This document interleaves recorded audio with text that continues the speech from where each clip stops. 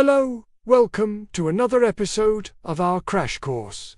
Today we're going to be looking at a short guide to Sigmund Freud by the renowned Dr. Stephen F. Myler. Now, before we get into this video, just a quick reminder that if you want to find out more about our courses, you can go to our website.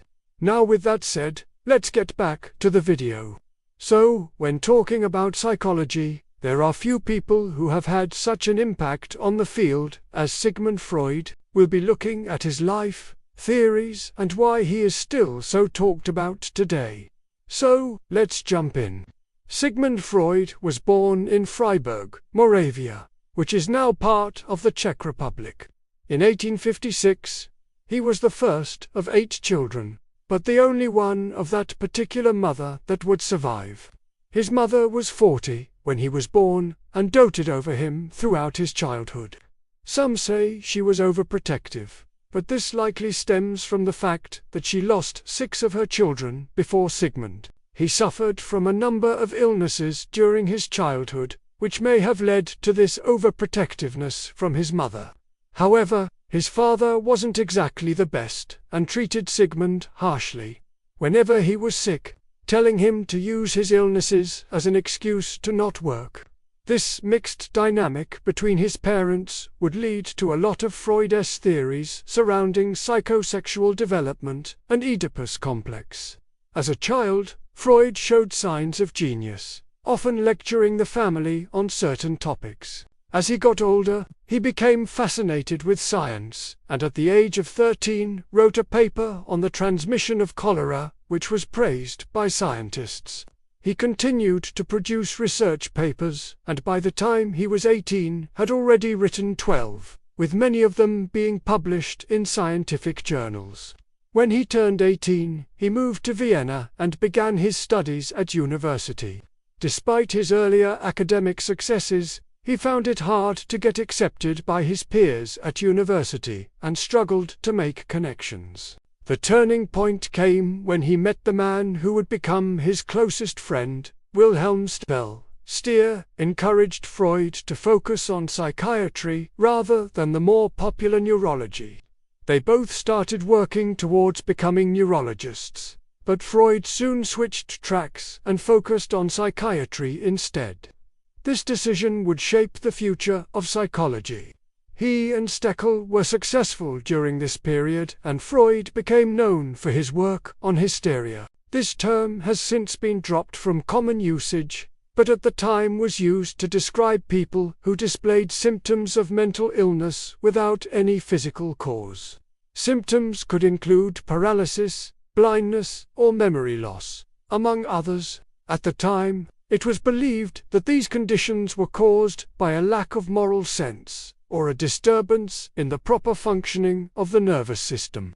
However, Freud disagreed and argued that they were caused by psychological factors such as repressed memories. He and Steele published several works together on the subject and built up quite a reputation.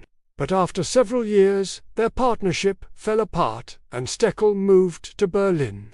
In 1885, Freud began seeing patients, and while most of his day was spent doing this, he also taught at a local university. It was during this time that he developed some of his earliest theories and wrote papers which he would later develop into his theory of psychoanalysis. Unfortunately for Freud, most of the papers were rejected by academic journals. He did present some of his ideas to colleagues, but was met with criticism. Many failed to take him seriously, as he was often dismissive of other experts in the field. This period was difficult for Freud, as he faced academic rejection and battled financial instability. However, he was eventually offered a chair in the newly established Department of Neurology at the University of Zurich, which helped to stabilize his finances and academic career. During this time, he began having what he called a talking cure with patients, which was very different to the methods used by other psychotherapists at the time. Instead of focusing on curing the illness, he focused on helping the patient understand the root of the problem. In essence, He wanted to help them explore their unconscious mind. While he made progress in this area, it wasn't enough to make headway in the academic world. And so he returned to Vienna, where he began private practice once again. It was at this point that Freud began to experience greater success, and other famous personalities began to seek him out. These included fellow psychologists, writers, philosophers, and even a few members of royalty. With increasing fame came more opportunities, and in 1908 he founded the International Psychoanalytic Society. This group met annually to discuss topics related to psychoanalysis, which at the time was controversial. Members of this society would come to be known as Freudian slips. The split happened gradually and was due to a number of factors. Chief among them was Freud's refusal to accept new ideas or amend his own. He was also increasingly authoritarian in his attitude towards other analysts, and demanded complete obedience from them. In 1910, the first split occurred when Jung and his followers broke away from Freud and formed their own group. The following year, Adler left the group as he disagreed with Freud's views on the role of sexuality in development. Horney would leave a few years later, again due to disagreements about sexuality. Despite these setbacks, Freud continued his work in Vienna until 1938, when he fled to London due to the rise of Nazism in Europe. There he lived with his daughter until his death in 1939. Now let's take a look at some of his theories. First up is the psychodynamic theory. This theory attempts to explain human behavior by looking at the interactions between three parts of the psyche: the ID, ego, and super. The ID is driven by the pleasure principle and is full of primitive desires. The superego acts as the moral conscience and is responsible for controlling the ID. Finally, the ego follows the reality principle and tries to balance the demands of the ID and the superego. Freud believed that much of the inner conflict that we experience is due to the interactions between these three parts. Next, we have the Oedipus complex. This comes from the Greek myth of Oedipus, who killed his father and married his mother without realizing it. According to Freud, children experience sexual feelings towards their opposite-sex parent and jealousy towards the same-sex parent.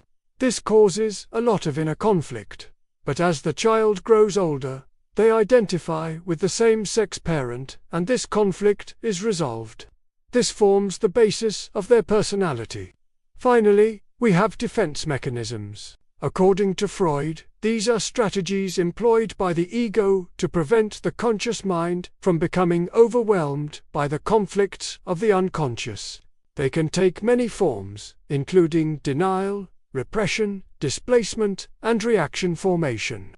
Defense mechanisms are important because they allow us to protect ourselves from anxiety and stress. But they can also be harmful if they cause us to act in irrational ways. Freud's legacy is a complicated one. While he is credited with being one of the founders of modern psychology, he was also highly criticized for his theories. Despite this, he remains one of the most influential figures in the field, and his work has inspired countless researchers and thinkers. Whether you agree with his theories or not, there is no doubt that Freud has had a profound impact on our understanding of the human mind. So that brings us to the end of this video.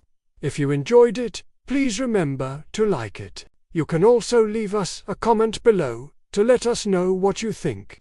If you haven't done so already, please consider subscribing, as it helps us reach more people. Thanks for watching, and see you next time. Edited by Dr. Stephen F. Myler, Ph.D.